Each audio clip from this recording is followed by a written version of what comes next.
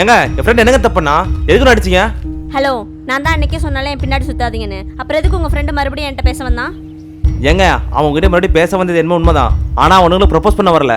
அன்னைக்கு first time உங்ககிட்ட பேசுனதுக்கு சாரி கேட்க வந்தான். அதுக்குள்ள அவன் என்ன சொல்ல வரேன்னு கேட்காம அடிச்சு அனுப்பிருக்கீங்க. இத்தனை வருஷத்துல அவன் இந்த மாதிரி ஃபீல் பண்ணி நான் பார்த்ததே இல்லை.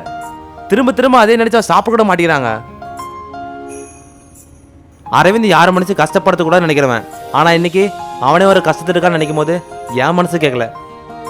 அதான் உங்களை பார்த்து உண்மையை சொல்லிட்டு போலான்னு வந்தேன். இனிமேலாவது இப்படி அவசரப்பட்டு யாரையும் தப்பா நினைக்காதீங்க. நான் கிளம்புறேன். ஏங்க ம் சொல்லுங்க. சாரிங்க, உங்கள் ஃப்ரெண்டு நேற்று என்ன சொல்ல வரான்னு கேட்காம நான் தான் தப்பாக நினச்சிட்டேன். எனக்காக ஒன்று பண்ணுறீங்களா? சொல்லுங்க. உங்கள் ஃப்ரெண்டுக்கிட்ட நான் சாரி கேட்டேன்னு மட்டும் சொல்லிடுறீங்களா? ஏங்க நான் கேட்குறேன்னு தப்பாக நினைக்காதீங்க. நான் போய் அவங்ககிட்ட சாரி சொல்கிறதுக்கு நீங்களே வந்து சொன்னீங்கன்னா அவங்க கொஞ்சம் சந்தோஷப்படுவான்ல. நானா? நான் எப்படிங்க?